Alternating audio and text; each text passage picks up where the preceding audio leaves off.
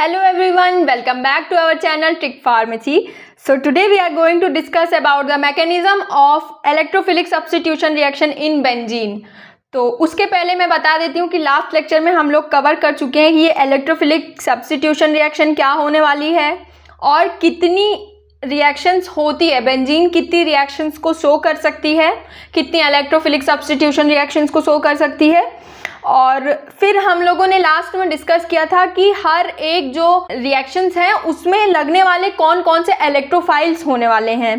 तो अब उसके आगे हम लोग यहाँ पे डिस्कस करने जा रहे हैं कि बेंजीन जब इलेक्ट्रोफिलिक सब्स्टिट्यूशन रिएक्शन शो करती है तो उसमें कौन कौन सी स्टेप या कितनी स्टेप्स इन्वॉल्व होती हैं। तो सबसे पहले ये जान लेते हैं कि बेंजीन अगर इलेक्ट्रोफिलिक सब्स्टिट्यूशन रिएक्शन शो कर रही है तो वो 3 स्टेप्स में होगी, ठीक। और वो 3 स्टेप्स क्या होने वाले हैं? तो वो 3 स्टेप्स होने वाले हैं, पहला स्टेप होगा फॉर्मेशन ऑफ इलेक्ट्रोफाइल, दूसरा स्टेप होगा अटैक ऑफ इलेक्ट्रोफाइल और लास्ट स्टेप जो कि तीसरा स्टेप होने वाला है वो होगा लॉस ऑफ प्रोटॉन, ठीक। तो फिर से एक बार देख लेते हैं कि कौन कौन सी स्टेप्स होने वाली हैं। तो 3 स्टेप्स क्या क्या हैं? फॉर्मेशन ऑफ इलेक्ट्रोफाइल, तो यहाँ पे देखिए इलेक्ट्रोफाइल का फॉर्मेशन हो रहा है। फिर दूसरी स्टेप आती है अटैक ऑफ इलेक्ट्रोफाइल, तो यहाँ पे बेंजीन के ऊपर जो इलेक्ट्रोफाइल बना था वो अटैक करने वाला है और ये कुछ कॉम्प्लेक्स कंपाउंड बनाने वाला है।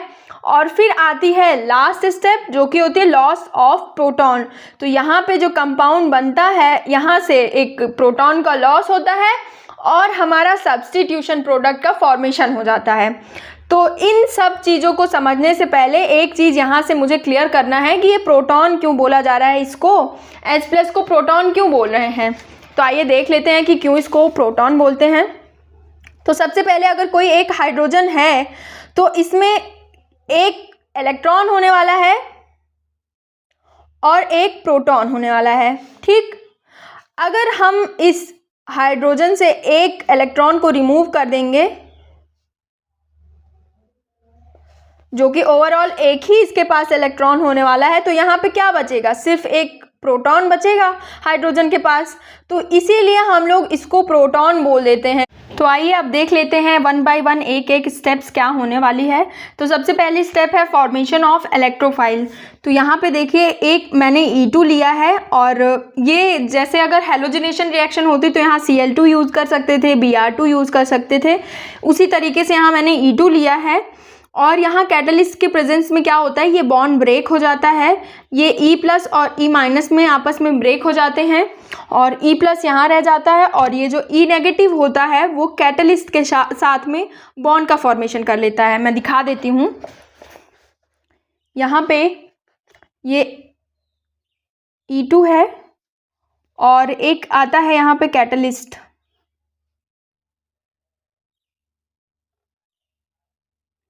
अब ये कैटलिस्ट की प्रेजेंस में ये बॉन्ड हो जाता है पोलराइज और पोलराइज होने की वजह से यहाँ ये बॉन्ड हो जाता है ब्रेक और ये बॉन्ड का जो इलेक्ट्रॉन होता है वो ये वाला E लेकर जाता है और इस कैटलिस्ट के साथ बॉन्ड का फॉर्मेशन कर लेता है। तो यहाँ क्या बचेगा? हमारा इलेक्ट्रोफाइल बचेगा और ये कैटलिस्ट के साथ में बचा हुआ E बॉन्ड का फॉर्मेशन कर लेता है। तो ये हो गया हमारा इलेक्ट्रोफाइल। तो यहाँ से क्या मिला हमें? यहाँ पे हो रहा है फॉर्मेशन ऑफ इलेक्ट्रोफाइल, ठीक। अब नेक्स्ट स्टेप क्या होगी कि ये जो इलेक्ट्रोफाइल बना हुआ है वो बेंजीन के ऊपर अटैक करने वाला है। तो आइए अब हम लोग देख लेते हैं नेक्स्ट स्टेप क्या होने वाली है। तो नेक्स्ट स्टेप में क्या होगा? Attack of electrophile. तो जो इलेक्ट्रोफाइल यहाँ पे पहले बना हुआ है वो इलेक्ट्रोफाइल आके इस बेंजीन के ऊपर अटैक कर देगा। तो उसको हम लोग ऐसे समझ लेते हैं, ये रही हमारी बेंजीन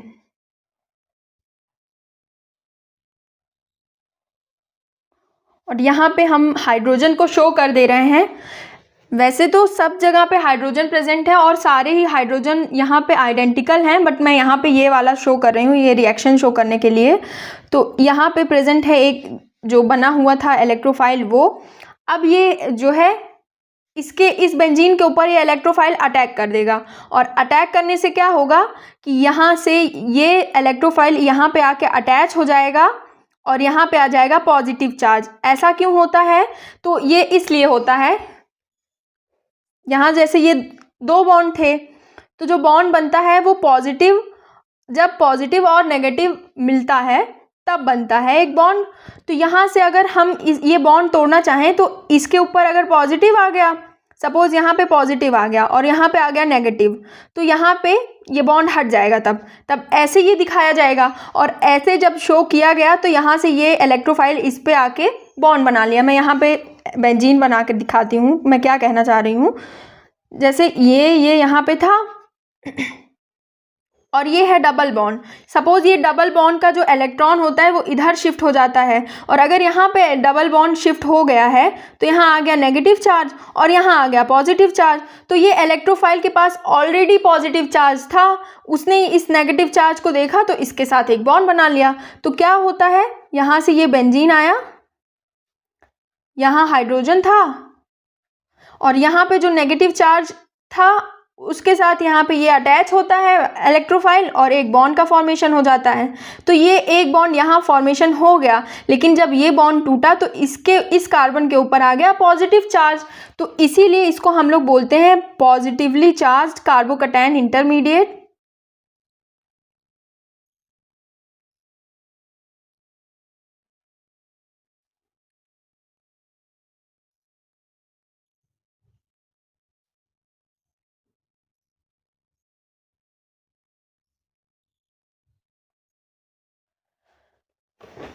यहाँ पे एक पॉइंट नोट करने वाली है कि अगर कहीं पे भी ये इंटरमीडिएट जैसा कोई वर्ड आता है तो इसको ये हमेशा समझ लीजिए कि वो बहुत देर के लिए नहीं बना हुआ है, वो जल्दी ही चेंज होके स्टेबल फॉर्म में आ जाएगा। ये बहुत ही हाईली अनस्टेबल है।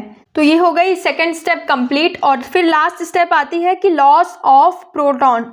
मैंने यहाँ उल्टा भी बना दिया है, तो है चीज़ सेम ही, बस इधर बॉन्ड का मैंने बॉन्ड इधर उधर कर दिया, इस वजह से ये इधर पॉजिटिव चार्ज यहाँ पे शो हो रहा है और यहाँ पे इधर पॉजिटिव चार्ज शो हो रहा है, बट ये दोनों चीज़ें सेम हैं। उसके बाद क्या बनता है, यहाँ से एक प्रोटॉन का लॉस हो जाता है और यहाँ पे बन जाता है सब्स्टिट्यूशन प्रोडक्ट। तो वो भी मैं आप लोगों को दिखा देती हूँ कि क्या होता है। यहाँ हमारा इंटरमीडिएट बन गया,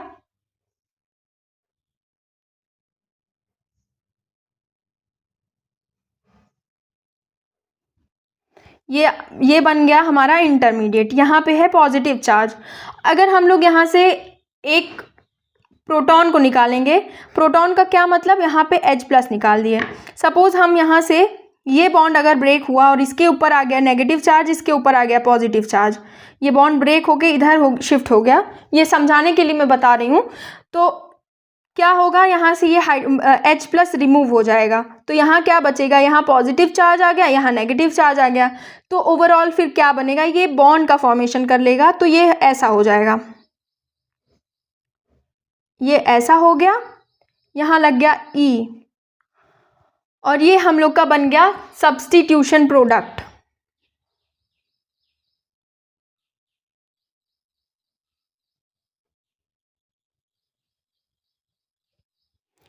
आई होप आप लोगों को ये तीनों स्टेप्स समझ में आई होंगी कि कैसे इलेक्ट्रोफाइल फॉर्मेशन हुआ, फिर अटैक कैसे हुआ। तो यहाँ मैंने थोड़ा डीपली भी बता दिया कि कैसे यहाँ पे बॉन्ड वगैरह बन रहा है, कैसे चार्ज आ जा रहा है, यहाँ पॉजिटिव चार्ज आ गया, कभी डबल बॉन्ड आ गया, तो जैसे कोई डाउट ना रह जाए इसलिए मैंने थोड़ा एक्सप्लेन भी किया। उसके बाद ये लास्ट स्टेप थी कि कैसे यहाँ से प्रोटॉन का लॉस होता है तो सब्स्टिट्यूशन प्रोडक्ट का फाइनली फॉर्मेशन हो जाता है। आइए अब हम लोग देख लेते हैं कि ये हैलोजिनेशन रिएक्शन क्या है। It is a electrophilic aromatic substitution reaction, जो कि हमें पता ही है क्योंकि हम लोग electrophilic aromatic substitution reaction of benzene के अंतर्गत इसे देख रहे हैं। तो ये एक इलेक्ट्रोफिलिक सब्स्टिट्यूशन रिएक्शन है।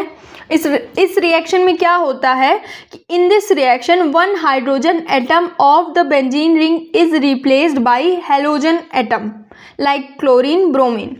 तो सबसे पहले जान लेते हैं ये हैलोजन एटम किसे बोला जा रहा है, बार बार हैलोजन हैलोजन आ रहा है। तो हैलोजन एटम कुछ नहीं है बल्कि ये ग्रुप 17 जो होता है, पीरियोडिक टेबल तो सबको पता ही होगा।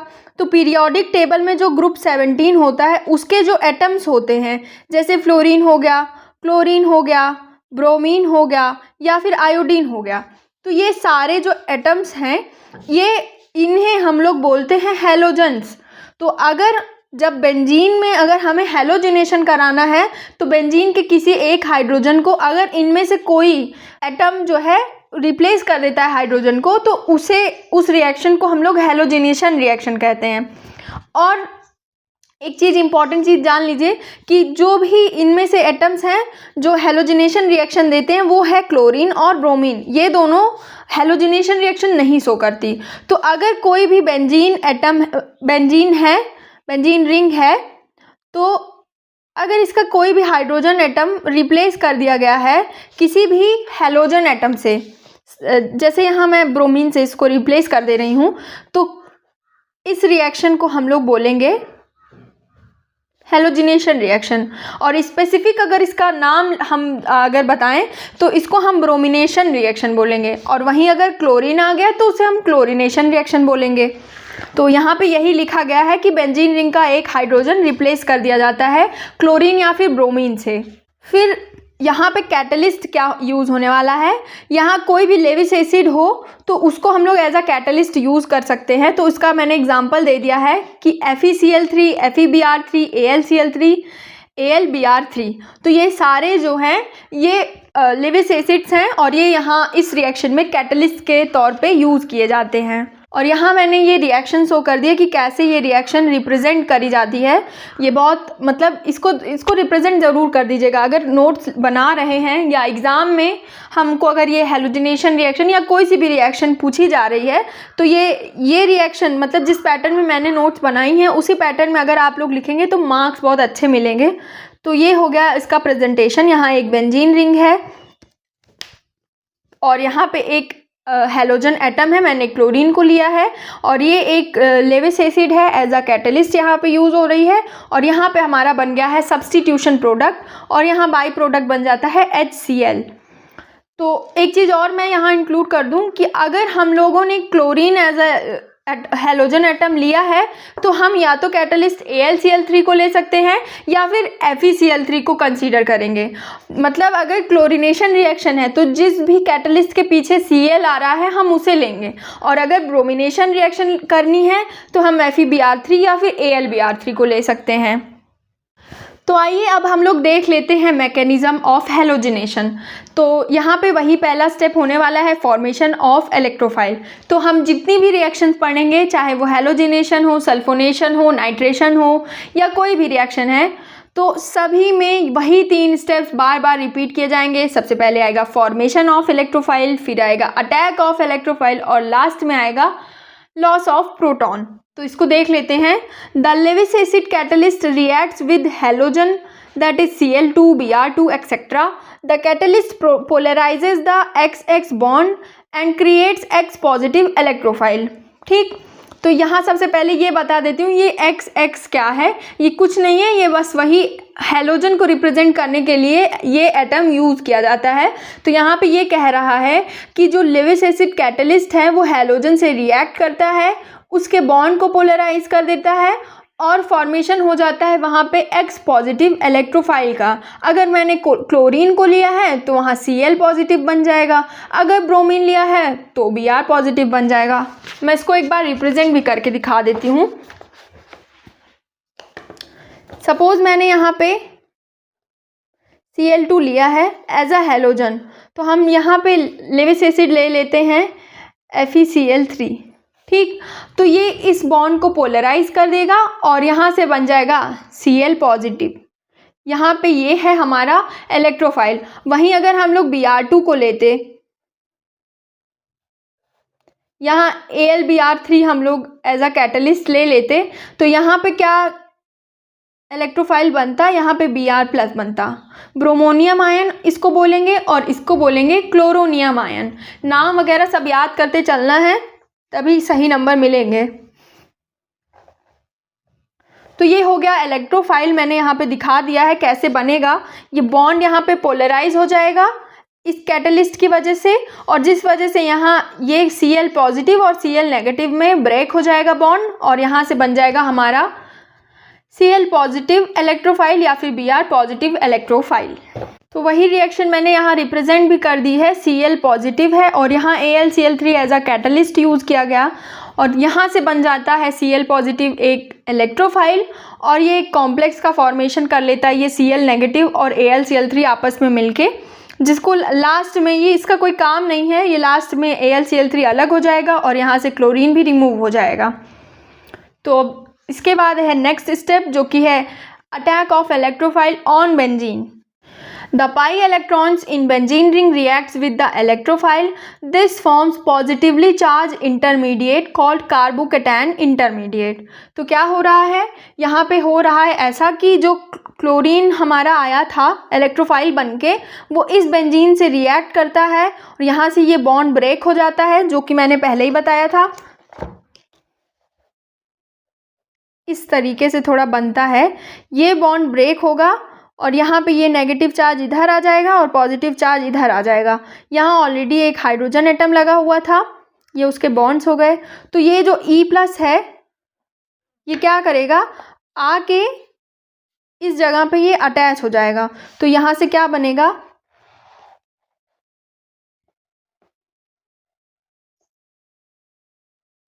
यहाँ से बनेगा एक इंटरमीडिएट जो कि पॉजिटिवली चार्ज है और पॉजिटिवली चार्ज है इसलिए हम लोग इसको कार्बोकैटायन इंटरमीडिएट का भी नाम दे रहे हैं। तो ये बन गया हमारा कार्बोकैटायन इंटरमीडिएट। फिर आ जाती है लास्ट स्टेप जो कि है loss of proton. So the base AlCl4- removes the H+ from the ring and chlorobenzene is formed। तो यहाँ पे क्या होता है कि जो ये इंटरमीडिएट का फॉर्मेशन होता है वहाँ से एक H+ रिमूव हो जाता है जिसको हम प्रोटॉन बोल रहे हैं। तो यहाँ से इस प्रोटॉन का लॉस हो जाएगा और यहाँ से क्या होगा, ये बॉन्ड फिर से फॉर्मेशन हो जाएगा और यहाँ क्लोरोबेंजीन बन जाएगा और उसके बाद AlCl3 अलग हो जाएगा और यहाँ से जो Cl एक्स्ट्रा यहाँ पे जुड़ा था Cl- वो H+ के साथ HCl का फॉर्मेशन कर लेगा। ये रहा हमारा इंटरमीडिएट।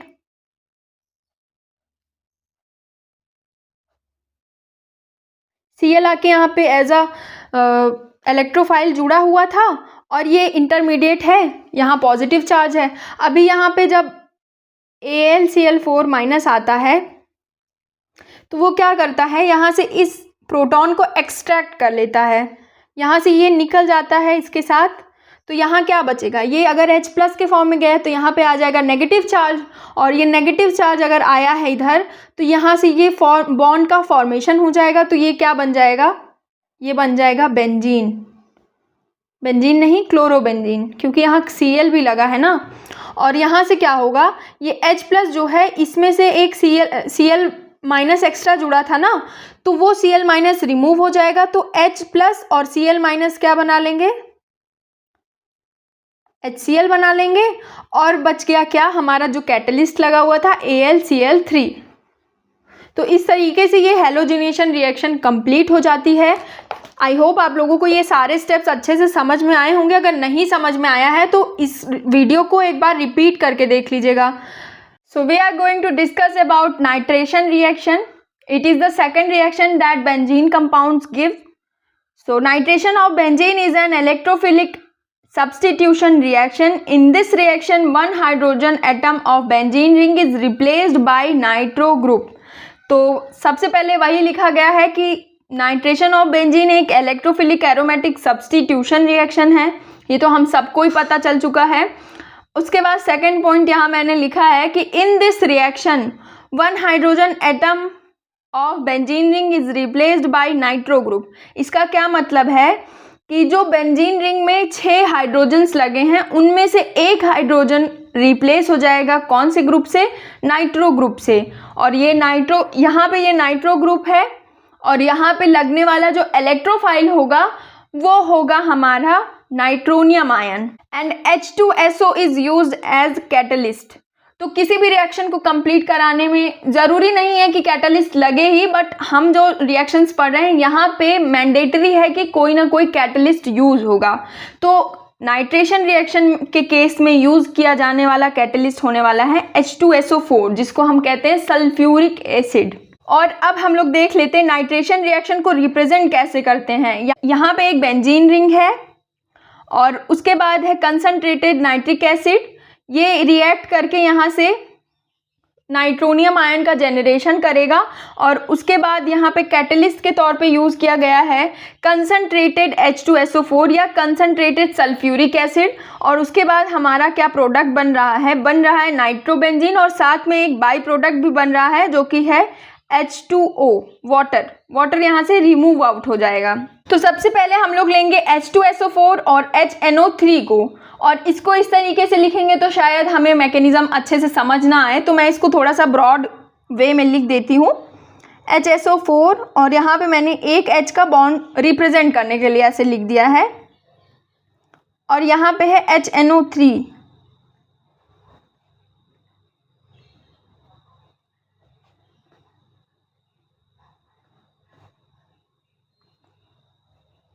ये हो गया HNO3। तो यहाँ से ये H प्लस के फॉर्म में ये H रिमूव आउट होगा और वो जाएगा इस लोन पेयर के पास बॉन्ड का फॉर्मेशन करने के लिए। तो अब यहाँ पे क्या बचा, अगर ये बॉन्ड ब्रेक होता, ये बॉन्ड के पास पॉजिटिव और नेगेटिव में, अगर इस बॉन्ड को हम लोग पॉजिटिव और नेगेटिव में डिवाइड कर देंगे तो ये हो जाएगा, अगर प्लस इसके साइड आ गया तो नेगेटिव इसके साइड आ जाएगा। तो यहाँ पे क्या बचेगा HSO4 माइनस, उसके बाद यहाँ ये H प्लस के फॉर्म में यहाँ पे जाके ये जुड़ा है तो ये मोइटी ऐसे बन जाएगी।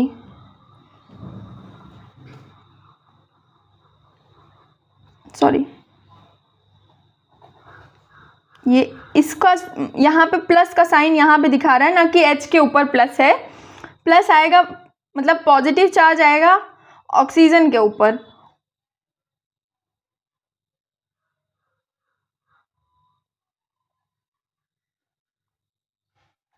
तो ये हो गई हमारी पहली स्टेप, यहाँ से बन गया conjugated acid of nitric acid. अब यहाँ से क्या होने वाला है, सेकेंड स्टेप हम लोगों ने क्या पढ़ रखी है कि then loss of H2O takes place from the conjugated acid of nitric acid and nitronium ion NO2 plus forms. यहाँ पे ये पूरा चीज़ निकल जाएगा और यहाँ से क्या बन जाएगा, हमारा इलेक्ट्रोफाइल बन जाएगा। उसको भी देख लेते हैं कैसे बनेगा।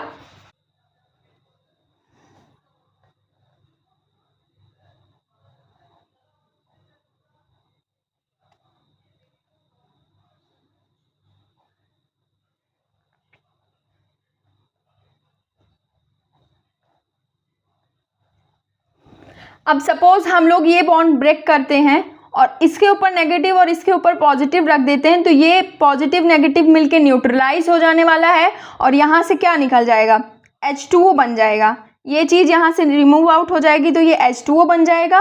और अगर यहाँ ये बॉन्ड में ये पॉजिटिव पोल हुआ और ये नेगेटिव पोल हुआ तो इसके ऊपर आ जाएगा पॉजिटिव चार्ज, तो क्या बन जाएगा NO2 प्लस और ये रहा हमारा electrophile.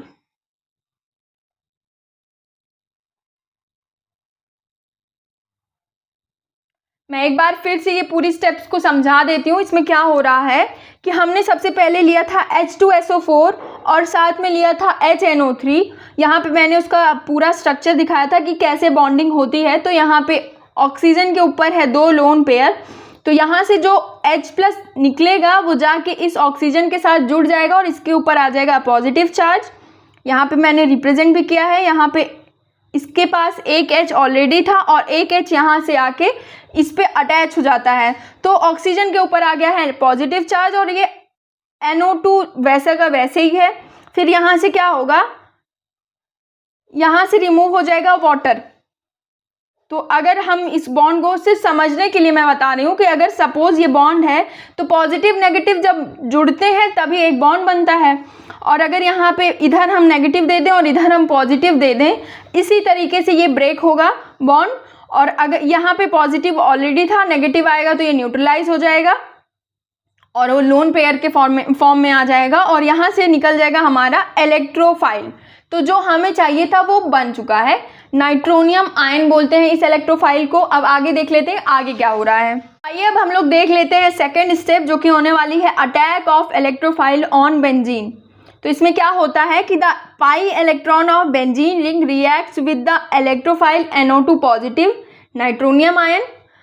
This forms positively charge intermediate called carbocation intermediate. तो क्या हो रहा है कि जो पाई इलेक्ट्रॉन बेंजीन रिंग के पास हैं, सपोज ये पाई इलेक्ट्रॉन है बेंजीन रिंग का, वो क्या करता है, ये जो हमारा इलेक्ट्रोफाइल बना है ना NO2 प्लस, उसके साथ रिएक्ट कर लेता है और उसके साथ रिएक्ट करने के बाद यहाँ पे फॉर्मेशन हो जाता है कार्बोकैटायन इंटरमीडिएट का। ये रहा हमारा कार्बोकैटायन इंटरमीडिएट। तो अब इस स्टेप को मैं पूरा प्रॉपरली एक्सप्लेन करने वाली हूँ कि कैसे यहाँ पे ये पॉजिटिव वगैरह आ गया, यहाँ बॉन्ड हट गया, तो वो चीज़ देख लेते हैं कि ये सेकेंड स्टेप कैसे परफॉर्म होने वाली है।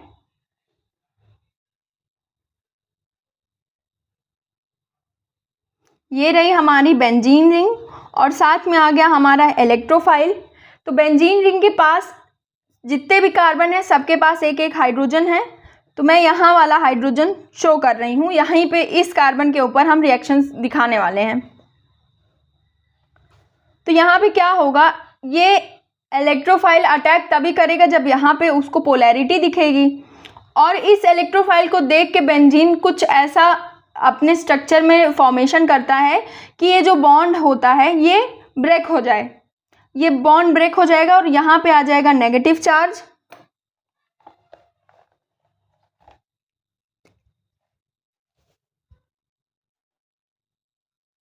और इधर जनरेट हो गया है पॉजिटिव पोल।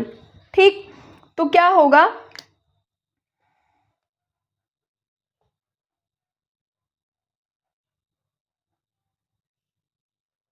यहाँ ऑलरेडी H था और ये इसके पास है पॉजिटिव चार्ज, तो ये क्या करेगा, ये जाएगा इस इलेक्ट्रॉन के साथ बॉन्ड का फॉर्मेशन कर लेगा। यहाँ लग गया NO2, ठीक है, ये हो गया। तो ये जो मोइटी बन रही है इसी को हम लोग कह रहे हैं पॉजिटिवली चार्ज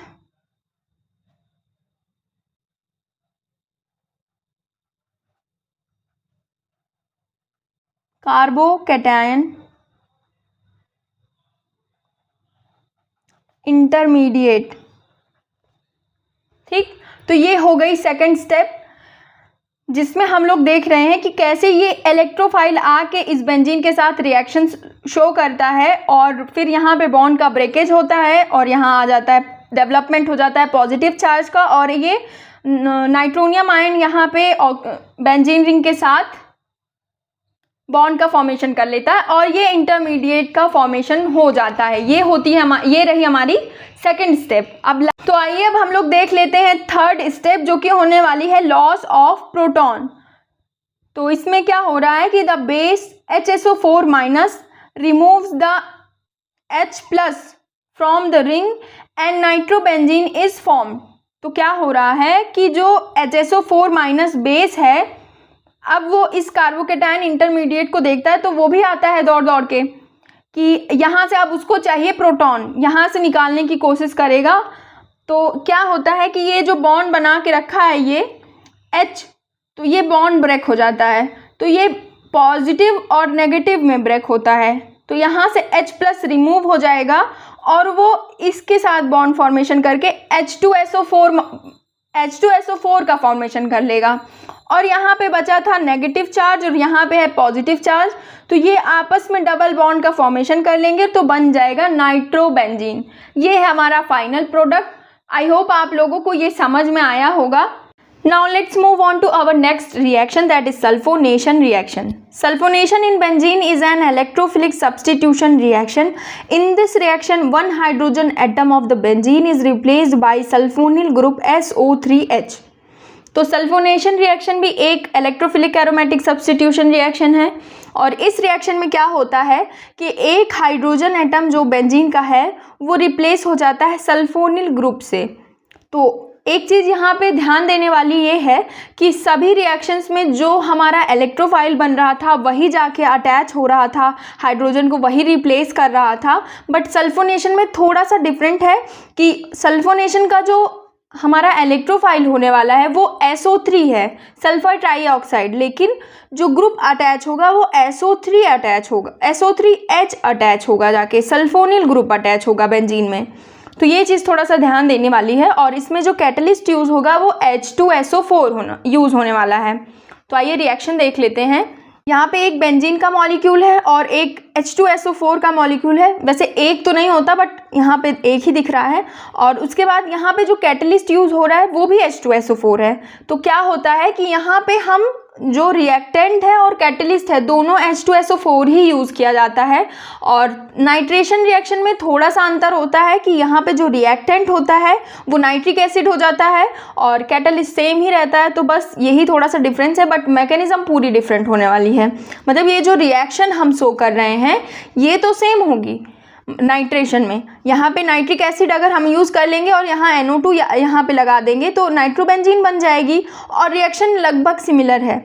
लेकिन मतलब रिएक्शन रिप्रेजेंट करने में लगभग सिमिलर है, बट जो मैकेनिज्म होने वाली है कम्प्लीटली डिफरेंट होगी, क्योंकि दो अलग अलग कंपाउंड्स को हम लोग यूज़ कर रहे हैं। वहाँ नाइट्रिक एसिड के साथ H2SO4 था, यहाँ दो सल्फ्यूरिक एसिड मतलब मॉलिक्यूल आपस में इंटरैक्ट करने वाले हैं। तो थोड़ा सा आइए देखते हैं क्या होता है आगे। तो आइए अब हम लोग देख लेते हैं मैकेनिज्म क्या होने वाली है। तो मैकेनिज्म में पहला स्टेप वही होने वाला है, formation of electrophile. Two molecules of sulphuric acid reacts to form SO3 electrophile. ठीक, तो यहाँ पे क्या कहा जा रहा है कि सल्फ्यूरिक एसिड के दो मॉलिक्यूल्स आपस में रिएक्ट करने वाले हैं और उसके बाद बनेगा एक इलेक्ट्रोफाइल जो कि है SO3 इलेक्ट्रोफाइल। इसको हम लोग बोलते हैं सल्फर ट्राईऑक्साइड। और यहाँ पे मैंने रिप्रेजेंट भी कर दिया कैसे हो रहा है कि दो मॉलिक्यूल हैं H2SO4 के, वो आपस में इंटरैक्ट कर रहे हैं और सल्फर ट्राईऑक्साइड बना रहे हैं। और यहाँ पे बाई प्रोडक्ट क्या निकल जा रहा है, HSO4 माइनस और H3O पॉजिटिव। ये दोनों चीज़ें निकल जाएंगी, इनका कोई यूज़ नहीं है अभी। ये लोग लास्ट में आएंगे और वहाँ पे काम दिखाएंगे अपना क्या करना है क्या नहीं। अभी हमारा मेन फोकस होने वाला है SO3 पे। तो ये है सल्फर ट्राईऑक्साइड का प्रॉपर स्ट्रक्चर। यहाँ पे जो सल्फर होता है उसकी वैलेंसी 6 होती है, इसीलिए उसने 6 बॉन्ड्स को बना के रखा है। तो जब ये इंटरैक्ट करता है बेंजीन मॉलिक्यूल से तो यहाँ पे ना S और O के बीच में पोलराइजेशन हो जाता है। ऑक्सीजन जो है मोर इलेक्ट्रोनेगेटिव ग्रुप है तो वो नेगेटिव चार्ज को अपने ऊपर एक्वायर कर लेता है और S के ऊपर आ जाता है पॉजिटिव चार्ज। इसके बाद होने वाली है हमारी नेक्स्ट स्टेप जो कि है attack of electrophile on the benzene. The pi electrons of the benzene ring react with the electrophile SO3. This forms the positively charged intermediate called carbocation intermediate. तो यहाँ पे एक बेंजीन मॉलिक्यूल है और यहाँ पे SO3 सल्फर ट्राईऑक्साइड का molecule है। तो इसमें हो जा रहा है पोलराइजेशन, जिसकी वजह से पॉजिटिव नेगेटिव चार्ज का डेवलपमेंट हो जाएगा। अब क्या होगा कि ये जो पाई बॉन्ड था यहाँ पे वो भी ब्रेक हो जाएगा, वो भी पोलराइज हो जाएगा इस पॉजिटिव चार्ज को देख के, और वो कोशिश करेगा कि ये आके यहाँ पे अटैच हो जाए। तो वो फिर आपस में अटैच होके कुछ इस तरीके का इंटरमीडिएट का फॉर्मेशन कर लेंगे। तो आइए अब हम लोग देख लेते हैं कि क्या हो रहा है। तो सबसे पहले होगा फॉर्मेशन ऑफ इलेक्ट्रोफाइल। तो दो मॉलिक्यूल ऑफ सल्फ्यूरिक एसिड आपस में इंटरैक्ट करेंगे और बना देंगे हमारा सल्फर ट्राईऑक्साइड जो कि है इलेक्ट्रोफाइल। तो ये बन गया सल्फर ट्राईऑक्साइड। अब क्या होगा कि ये सल्फर ट्राईऑक्साइड का एक बॉन्ड जो ऑक्सीजन और सल्फर के बीच का बॉन्ड है वो पोलराइज हो जाएगा और यहाँ पे पॉजिटिव और नेगेटिव चार्ज का डेवलपमेंट हो जाएगा। ठीक है, यहाँ पे आ गया नेगेटिव चार्ज ऑक्सीजन के ऊपर क्योंकि ये मोर इलेक्ट्रोनेगेटिव एटम है और ये जो है इलेक्ट्रोपॉजिटिव एटम है, इस वजह से इसके ऊपर आ गया है पॉजिटिव चार्ज। अब स्टेप 2 क्या होने वाली है कि ये जो सल्फर ट्राईऑक्साइड मॉलिक्यूल है ये जाएगा बेंजीन के पास और बेंजीन से बोलेगा मुझे भी ले लो अपने साथ।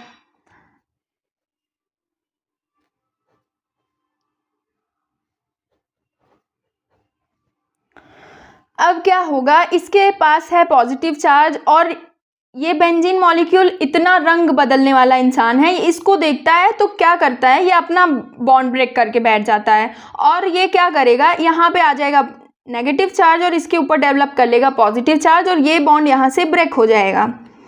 तो सिर्फ इसको बुलाने के लिए इसने इतना कांड कर लिया। तो यहाँ पे अब क्या होगा, ये सल्फर ट्राइऑक्साइड आएगा, यहाँ से जुड़ जाएगा, तो इसको अपने पास बुला लेता है ये, तो ये ऐसे हो जाएगा।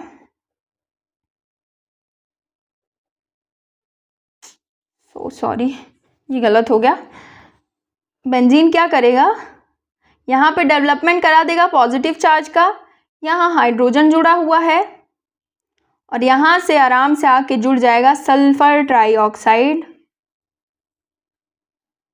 इस ऑक्सीजन के ऊपर बेचारे के पास नेगेटिव चार्ज है और ये भी पॉजिटिव चार्ज है इसके पास, तो ये बन गया हमारा पॉजिटिवली चार्ज कार्बोकेटायन इंटरमीडिएट।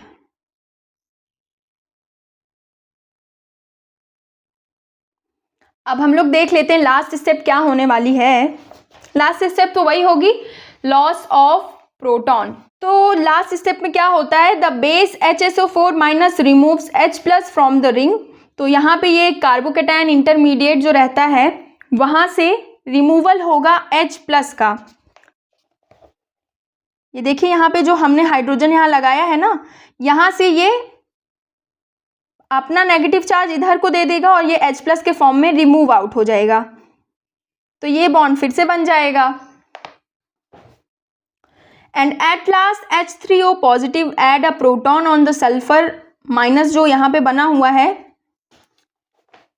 क्या हो रहा है कि मतलब ये जो लास्ट स्टेप है ना, ये दो स्टेप्स में होगी। ब्रेक डाउन इसको दो स्टेप्स में कर लेते हैं। तो सबसे पहले HSO4 माइनस जो होता है वो आएगा और वो बोलेगा कि ये वाला H प्लस हमें दे दो। वो ये यहाँ से ये H प्लस उठा के लिए जाएगा, तो क्या होगा, यहाँ से जो बॉन्ड ब्रेक हुआ है तो वो बॉन्ड यहाँ पे फॉर्म हो जाएगा, तो ये बेंजीन का स्ट्रक्चर कंप्लीट हो जाएगा। लेकिन ये अभी लॉस में दिख रहा है, इसको एक H प्लस अभी इसको ज़रूरत है, तभी वो SO3H हो पाएगा, नहीं तो अभी ये सल्फोनिल ग्रुप बन नहीं पाया है ना। तो इसके लिए क्या होगा, पहले यहाँ से ये H प्लस निकलेगा, तो उसके बाद ये फिर कुछ और कलाकारी करके दिखाएगा। तो एट लास्ट H3O पॉजिटिव आता है और वो क्या करता है, एक प्रोटॉन यहाँ पे ऐड कर देता है। जैसे H2O और H3O पॉजिटिव में क्या डिफरेंस आ रहा है, जैसे ये H3O पॉजिटिव है और H2O है, तो यहाँ डिफरेंस एक H प्लस का है। अगर इसमें से हम एक H प्लस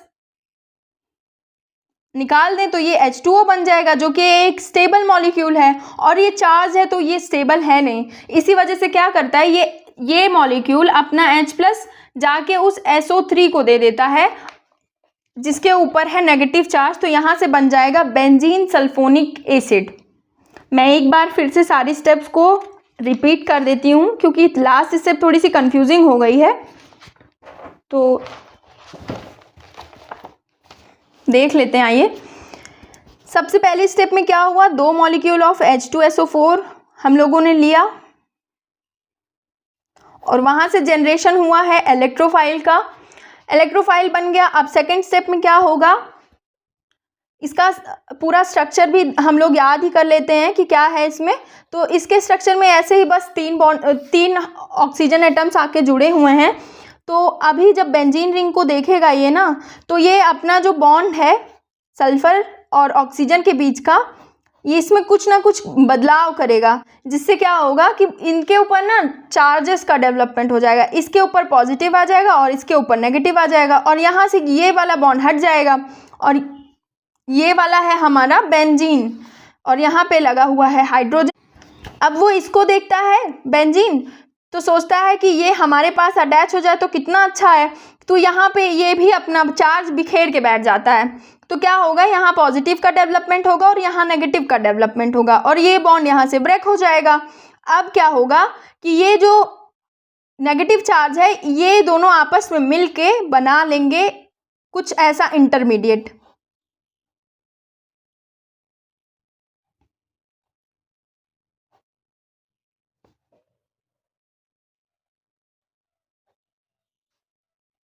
ये इंटरमीडिएट कंप्लीटली अनस्टेबल है, तो लास्ट स्टेप में क्या होगा कि HSO4 माइनस मॉलिक्यूल आएगा,